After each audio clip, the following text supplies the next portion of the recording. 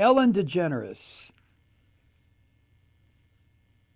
and George W. Bush. I guess you've heard about this. I mean, there's been so much other criminal shit going on. Our allies in Syria, the Kurds who fought against Saddam Hussein, who fought against Assad, who have been fighting alongside Americans since U.S. troops have been in Syria working with the Kurds. They have lost something like 10,000 fighters. We've lost 6. So what does Trump do? This filthy son of a bitch did what he did. And even as we sit here tonight, the Turks, these crazed son of a bitches that are operating under the orders of the dictator of Turkey, Erdogan. And why is Turkey in NATO anyway? But the Turks are slaughtering allies of the United States, not because the Turks are better fighters, but because their sheer numbers are overwhelming. They are destroying villages. I'm sure you've seen some of the video footage. Here we go again. Men, women, and children being blown to pieces, this time by the Turks, thanks to Trump, thanks to thanks to Trump. So why am I talking about Ellen DeGeneres and George W. Bush? Because I don't like to see war criminals in this country rehabilitated when they have not gone through any review process or prosecutory process whatsoever. George W. Bush is a flat-out murderous goddamn war criminal. And everybody in the top echelons of his government, including that filthy pig Dick Cheney, all of them should have been jailed for the rest of their fucking lives. Just like we did to the Nazi high command, the ones we didn't execute after World War II. George W. Bush invaded a country, ordered the invasion of a country that could not defend itself, and in that process committed what the chief prosecutor at the Nuremberg War Crimes Trial, U.S. Supreme Court Justice Robert Jackson, what he called the crime, the war crime within which all other war crimes reside. That's what George Bush did. He ordered the deaths of 200, 300, 400,000, maybe 1 million Iraqis. He legitimized torture.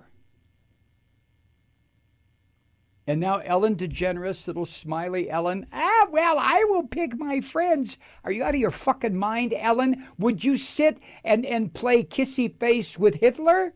With Stalin? With Mao? Wake the fuck up, Ellen. See, here's the problem.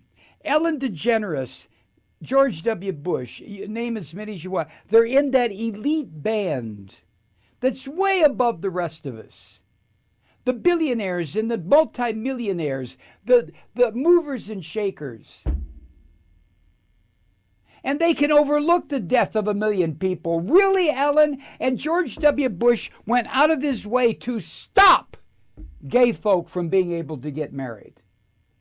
And you're going to sit there at a football game, the Dallas Cowboys and the Green Bay Packers, at a luxury box in Texas last Sunday, cheerfully hobnobbing and playing grab ass with a fucking war criminal? Really? Really, Ellen? Little smiley cute Ellen?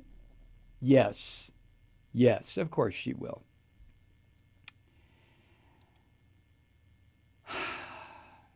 Social media erupted into outrage when that little bit of video was put up.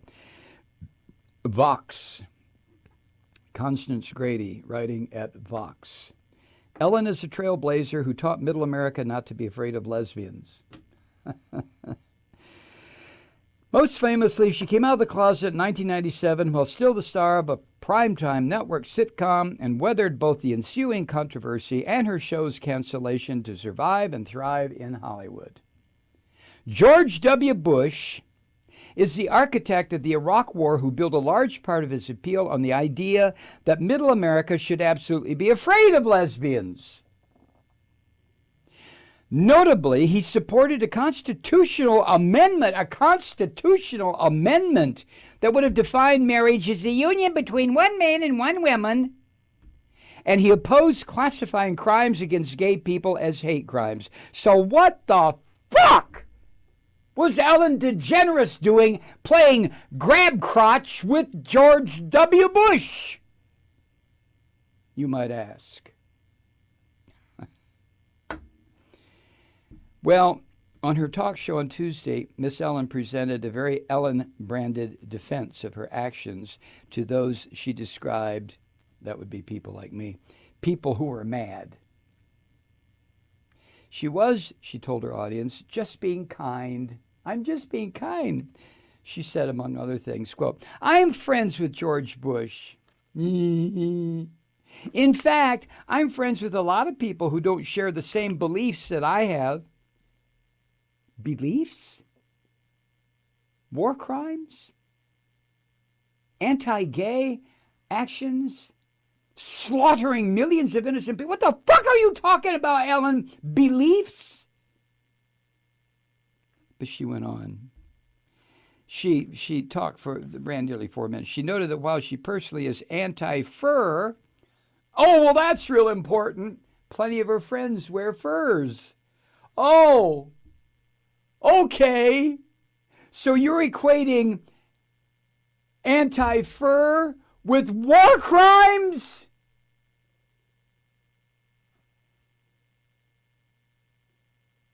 I can't process that. I can't do it. She went on, or she concluded this way. Just because I don't agree with someone on everything doesn't mean that I'm not going to be friends with them. When I say be kind to one another, I don't mean only the people that think the same way that you do. I mean be kind to everyone. It doesn't matter. End quote. Oh my fucking God. Are you kidding me? Really, Ellen? Really? You really believe that shit? Now, I don't watch Ellen DeGeneres' program. I don't know what time of the day or what day of the week or any of this shit. I understand it's a talk show. Okay? TV talk show. I also understand she's funny, and she's cute, and she's a trailblazer, and she likes to hang out with a fucking war criminal? Really, Ellen? Really? How about Duterte? When he comes to this country from the Philippines, you want to hang out with him? How about Putin? Would you like to hang out with him too? Huh? He's a war criminal.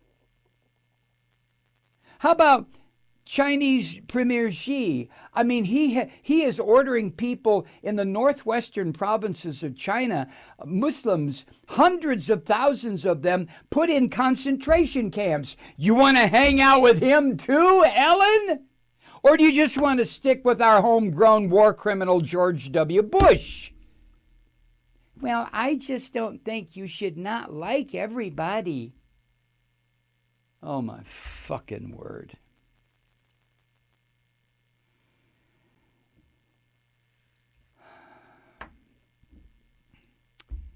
Despite persistent tabloid rumors that Ellen is not particularly nice to work with, once the cameras are rolling, any kind of celebrity can drop by Ellen's talk show, politicians, actors, YouTube stars, whatever, and she'll be aggressively nice, beaming and sunny and joyous until her guest reflects Ellen's sunniness back out to the audience, and they too appear to be nice. Yay! That's why Ellen, the TV show, exists, to make celebrity guests look good and to let audiences bask in that goodness in the name of entertainment. Oh, the writer goes on. In that context, Ellen's friendship with Bush might appear to be more of the same, more of the niceness that she's famous for performing at all of her guests, no matter who they are. And a few years ago, she might have been able to use her brand to sway public opinion to her side. But in 2019, Ellen's niceness is no longer playing to her audience as an unalloyed good. In our current political moment, niceness no longer appears to be a cure-all. And uncritical niceness may no longer be a viable brand. even for someone as good at wielding it as Ellen is. Ooh, ooh, ooh, ooh.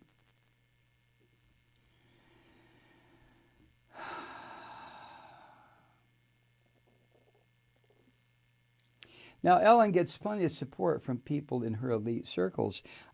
Reese Witherspoon tweeted, "Thank you for this important reminder, Ellen. Oh, be nice to war criminals. Be nice to people who issued shock and awe. Does nobody fucking remember that in 2003? Tens of thousands of Iraqis screaming in agony as they were fucking burned alive. But we, Reese Witherspoon, oh, thank you for this important reminder, Ellen, about being nice and hanging out with the war criminal murderer George Bush."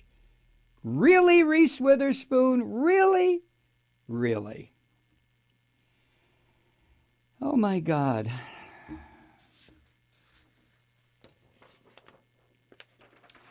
Naomi LaChance of Splinter News wrote, quote, "Being nice to Bush means, in turn, disrespecting those whose lives were destroyed by his disastrous administration. You literally cannot be kind to everyone. You choose. You have to choose a side, and apparently Ellen certainly has. She's going to go with the elite. It's safer there." Justin Charity at The Ringer wrote, quote, "DeGeneres betrays her political significance as an openly gay entertainer and a prominent LGBTQ advocate through her friendship with Bush." Laura Bradley at Vanity Fair wrote, quote, "When one person has historically believed other people should not have the same basic rights as another," that would be George W. Bush, "it's hard to treat these differences as benign, especially when that person, Bush, once exercised their power to help make their beliefs a reality. Bush would have used the courts in any way he could to deny gay folk the right to live a fucking normal life. But apparently that's okay with Ellen. She's above it now. Oh, yes, she's a very cute little old lesbian, but she's way up here. And the lesbians down here and the gay folk down here struggling just to maintain a fucking job and hope that nobody finds out they're gay. What about them, Ellen? Oh, I know. It's more important to hang out with your buddy George anti-gay Bush, right? Of course it is, sweetheart."